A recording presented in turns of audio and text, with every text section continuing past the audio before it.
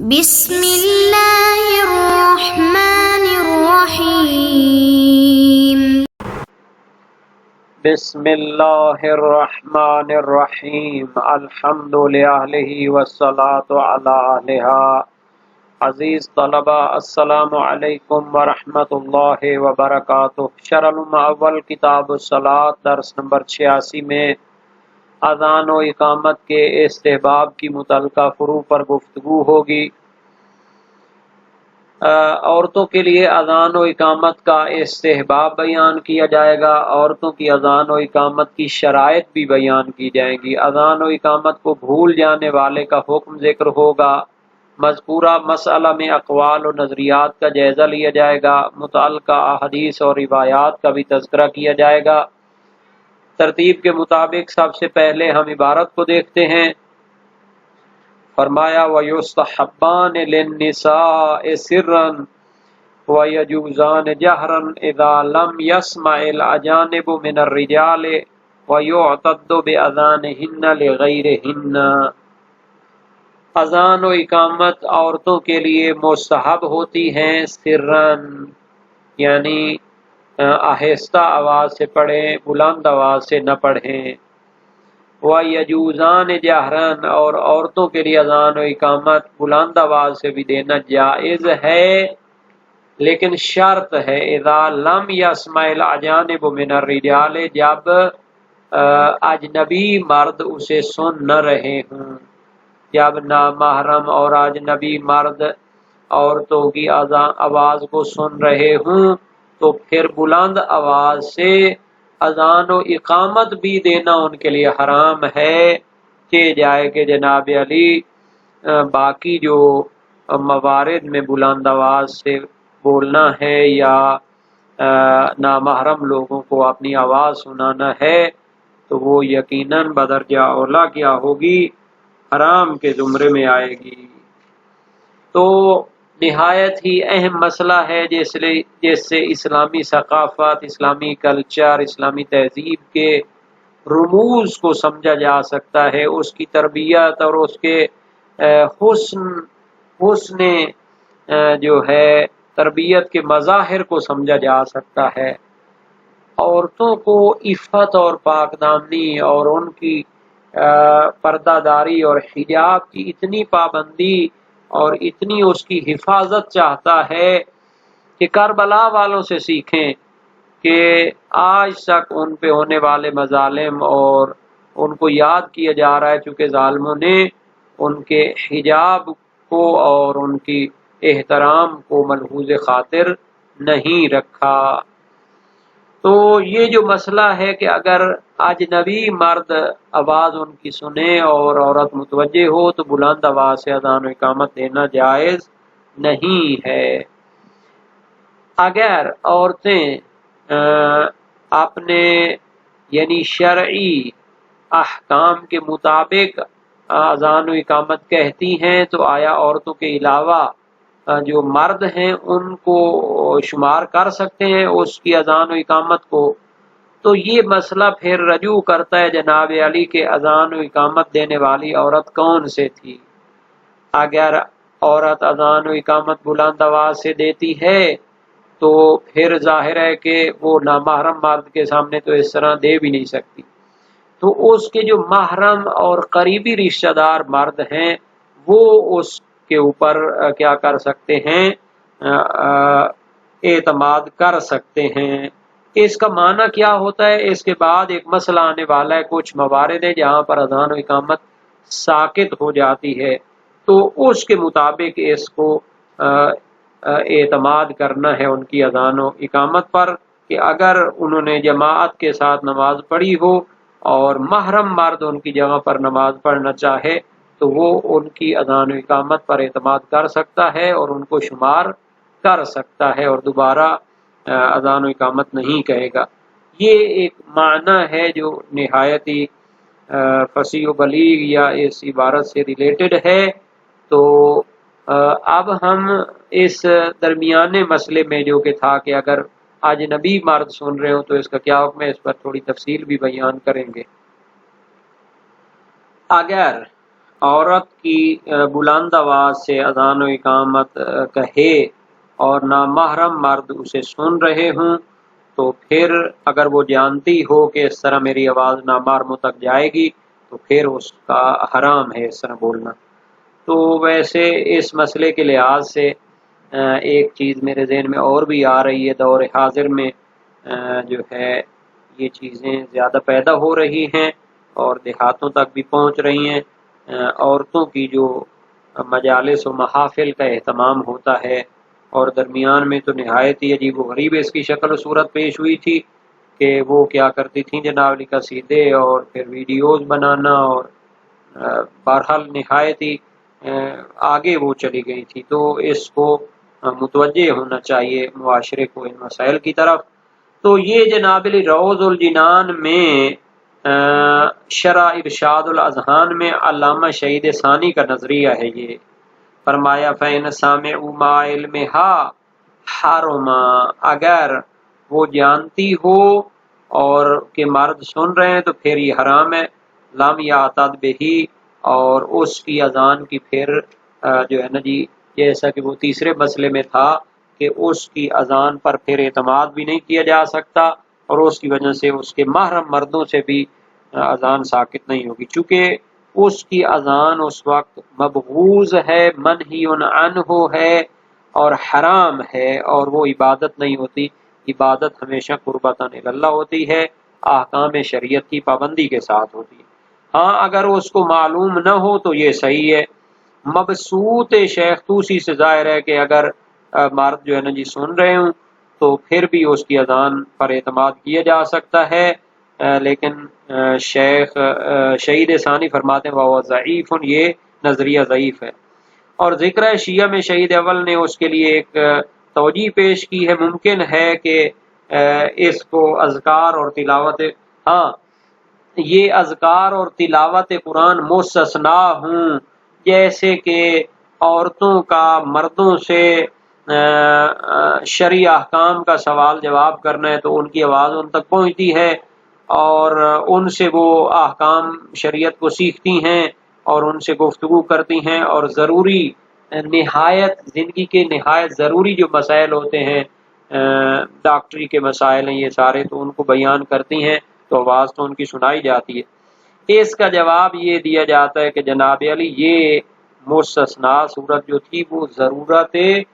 مجبوری اور اضطرار کی بنیاد پر تھی، تو یہاں پر تو کوئی مجبوری نہیں پائی جاتی۔ تو بہرحال یہ نہایت ہی اہم مسئلہ ہے جو ہمارے شیعہ فقہا کے درمیان موجود ہے اور اس کو سمجھنے اور اس پر عمل کرنے کی ضرورت ہے۔ اب ہم اس کے بعد والے مسئلے کی طرف جاتے ہیں۔ فرمایا وَلَوْ نَسِيَهُمَا الْمُصَلِّي وَلَمْ يَذْكُرْ حَتَّى افتتح الصَّلَاةَ تَدَارَكَهُمَا مَا لَمْ يَرْكَعْ فِي الْأَصَحِّ وَقِيلَ يَرْجِعُ الْعَامِدُ دُونَ النَّاسِ وَيَرْجِعُ أَيْضًا لِلْإِقَامَةِ لَوْ نَسِيَهَا لَا لِلْأَذَانِ وَحْدَهُ، اگر کوئی انسان اذان و اقامت کو بھول جائے اور نماز شروع کر دے، لو ناسیہما المصلی نماز پڑھنے والا اذان و اقامت کو بھول جائے، ولم یذکر اس کو یاد بھی نہ آئے، حتی افتتح الصلاۃ حتیٰ کہ اس نے نماز شروع کر لی، تدارکہما ما لم یرکع فی الاصح، تو صحیح تر قول یہ ہے کہ جب تک رکوع میں نہیں گیا تو پھر وہ کیا ہے ان کا تدارک کر سکتا ہے، یعنی واجب نماز پڑھ رہا ہے اس کو چھوڑ دے گا، اذان و اقامت کہے گا اور اس کے بعد دوبارہ سے نماز شروع کرے گا، اس طرح یہ اذان و اقامت کا تدارک کرے گا، یہ صحیح تر نظریہ ہے۔ وَقِيلَ يَرْجِعُ الْعَامِدُ دُونَ النَّاسِ، دوسرا قول یہ ہے کہ جو بندہ جان بوجھ کر چھوڑ چکا ہو تو وہ پلٹ سکتا ہے، لیکن اگر بھول چوک ہو گئی ہو تو پھر وہ اذان و اقامت کو کہنے کے لیے نہیں پلٹ سکتا۔ تو یہ بھی ایک نظریہ ہے، بہرحال ہر نظریہ جو ہے نا جی محترم ہونا چاہیے، اس کی دلیلوں پر بحث ہونی چاہیے۔ اچھا جی، وَيَرْجِعُ أَيْضًا لِلْإِقَامَةِ لَوْ نَاسِيَهَا، نیز وہ رجوع کر سکتا ہے اگر اقامت بھول گیا ہو، لو ناسیہا اگر اقامت بھول گیا ہو تو اقامت کہنے کے لیے بھی رکوع تک جب تک نہ جائے تو وہ ان کا تدارک کر سکتا ہے، نماز چھوڑ دے، اقامت کہے اور پھر دنالی نماز واجب شروع کرے۔ لا للاذان وحدہ، فقط اذان کا تدارک کرنے کے لیے نہیں لوٹ سکتا۔ اگر اقامت کہی تھی اذان کہنا بھول گیا تھا تو آیا اذان کا تدارک کرنے کے لیے واجب نماز کو چھوڑ کر وہ واپس لوٹ سکتا ہے یا نہیں، تو اس میں فرماتے فقط اذان کے لیے نہیں لوٹ سکتا۔ نہایت ہی اہم مسئلہ ہے، اس کی طرف بھی تھوڑا سا اشارہ ہو جائے دلیلوں کی طرف۔ مشہور قول یہی ہے جو یہاں پر شہید نے اصح اسے قرار دیا ہے۔ صحیح حلبی موجود ہے، جناب علی حلبی کی روایت ہے امام صادق علیہ السلام سے، اذا افتتحت الصلاۃ فنسیت ان تؤذن تقیم ثم ذکرت قبل ان ترکع فانصرف واذن واقم واستفتح الصلاۃ وان كنت قد رکعت فاتم علی صلاتک۔ اگر تو نے نماز شروع کر دی اور اذان و اقامت کہنا بھول گیا، پھر رکوع سے پہلے یاد آیا تو پھر لوٹ آؤ اور اذان و اقامت کہو اور دوبارہ نماز شروع کرو، اور اگر رکوع کر لیا تو پھر اپنی نماز کو مکمل کرو، نماز واجب کو نہ چھوڑو۔ یہ استحباب مراد ہے اس روایت میں، اتم علی صلاتک اذن فانصرف واذن واقم، یہ جو صیغہ امر وجوب پر دلالت نہیں کرتا کیونکہ اذان و اقامت خود مستحب ہے۔ اور دوسرا ایسے استحباب کی دلیل بھی موجود ہے، صحیح ہے زرارہ بن آیون کوفی جلیل القدر صحابی ہے امام کا، ان ابی جعفر امام باقر علیہ السلام سے، ان رجل ناسی الاذان والاقامہ حتی داخل فی الصلاۃ، ایک شخص اذان و اقامت کو بھول گیا اور نماز میں داخل ہو گیا، امام نے فرمایا فَلْيَمْضِ فِي صَلَاتِهِ فَإِنَّمَا الْأَذَانُ سُنَّةٌ، اپنی نماز جاری رکھے، اذان تو کیا ہوتی ہے؟ سنت ہوتی ہے۔ پہلی روایت جو تھی وہ موجود ہے جناب علی، بلکہ دونوں روایتوں یہ موجود ہیں باب 29 ابواب اذان و اقامت میں۔ یہ تو مشہور نظریہ تھا، ان کی دلیلیں بھی ہو گئی۔ اب آ جاتے ہیں شیخ طوسی علیہ الرحمہ، تہذیب الاحکام اور استبصار فیما اختلف فی الاخبار، جو ان کی کتابیں ہیں کتب اربع میں سے ان کی دو کتابیں یہ حدیث کی کتابیں ہیں، ان میں فرماتے ہیں جواز الرجوع قبل الفراغ من الصلاۃ، جب تک نماز مکمل نہیں ہو جاتی اس سے پہلے پہلے وہ جب متوجہ ہو جائے کہ نماز اذان و اقامت میں بھول گیا تھا تو پھر وہ لوٹ سکتا ہے، اذان و اقامت کہہ کے دوبارہ نماز شروع کرے۔ صحیح علی بن یقین موجود ہے، ان الرجل ینسى ان یقیم الصلاۃ وقد افتتح الصلاۃ، قال علیہ السلام ان کان قد فرغ من صلاته فقد تم الصلاۃ وان لم یکن فرغ من صلاته فلیعد۔ ایک شخص اقامت کہنا بھول گیا تھا اور اس نے نماز شروع کر لی تھی، امام نے فرمایا اگر نماز سے فارغ ہو گیا تو پھر اس کی نماز مکمل ہو گئی، اگر فارغ نہیں ہوا تو پھر لوٹ آئے۔ جناب باب نمبر 28 میں یہ روایت موجود ہے ابواب اذان و اقامت میں سے۔ اس روایت کے بارے میں علامہ ہلی علیہ رحمہ مختلف الشیعہ میں جو ہے نا جی فرماتے ہیں اس کے خلاف اجماع قائم ہے، تمام علماء و فقہاء شیعہ اس کے خلاف ہیں، تو اس روایت کو چھوڑ دیا گیا ہے۔ اور اطلاق نص اور فتوے کا شامل ہے، چاہے بندہ فرادہ نماز پڑھ رہا ہو اور اذان و اقامت بھول گیا ہو اس کے لیے بھی اور غیر کے لیے بھی۔ تو یہ جو نظریہ ہے جناب علی شرائع الاسلام میں علامہ محقق ہلی کا اور مبسوط میں شیخ طوسی کا کہ یہ حکم منفرد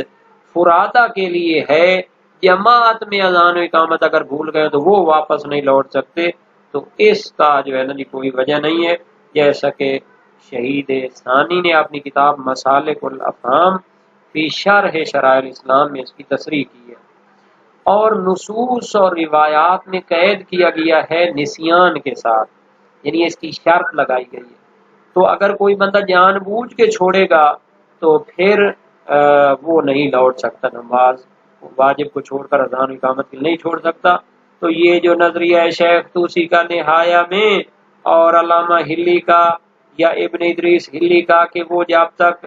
رکوع نہیں کرتا وہ لوٹ سکتا ہے جب اس نے جان بوجھ کر چھوڑا ہو، لیکن اگر نسیان اور بھول چوک کے ساتھ چھوڑا ہو اذان و اقامت کو تو پھر اپنی نماز جاری رکھے اور واپس نہ پلٹے تو یہ ضعیف ہے۔ یہ جو قیلہ ہے آپ پتہ چلا شیخ طوسی کا نظریہ نہایہ میں اور ابن ادریس ہلی کا نظریہ، یہ ضعیف ہے۔ کیوں؟ اس کی تو کوئی دلیل ہمیں نہیں ملی، روایات میں تو نسیان کا ذکر ہے نہ کہ جو ہے نا جی متعمد کا ذکر ہے، تو بالکل یہ نظریہ ان روایات کے مقابلے میں آ گیا ہے۔ اور مشہور کا نظریہ ہے کہ جب اذان و اقامت دونوں بھول جائے تو پلٹے۔ اسی طرح اذان کے بارے میں بھی کہتے ہیں فقط اقامت بھول جائے تو پھر جناب علی وہ کہتے ہیں نہ پلٹے، وہ کہتے ہیں کہ نماز کو باطل کرنا جو ہے نا یہ کیا ہوتا ہے، وہ جائز نہیں ہے۔ اور جہاں پر دلیل خاص موجود تھی وہ اتفاقی مورد میں، جیسا کہ مسالک الافہام شرح الاسلام میں فرمایا ہے شہید ثانی نے، حالانکہ شہید اول نے نفلیہ میں مشہور کی طرف نسبت دی ہے کہ اقامت بھول جائے تو وہ رجوع کر سکتا ہے۔ اور ایضاح الفوائد فی شرح القواعد میں فاخر المحققین اور غایت المرام میں علماء نے فرمایا ہے اجماع ہے کہ اذان کو بھولنے والا رجوع نہیں کر سکتا۔ تو بہرحال یہ آخر میں یہاں بھی مسئلہ آیا ہوا ہے تو اس میں اختلاف بھی موجود ہے۔ بہرحال نصوص سے ظاہر ہے کہ جب دونوں کو کٹھے بھول جائے تو رجوع کر سکتا ہے، لیکن اذان یا اقامت ایک آدھ کو بھول جائے تو اس کی کوئی دلیل نہیں ہے۔ تو یہ جو آخر میں تھا اس کی بھی حقیقت واضح ہو گئی۔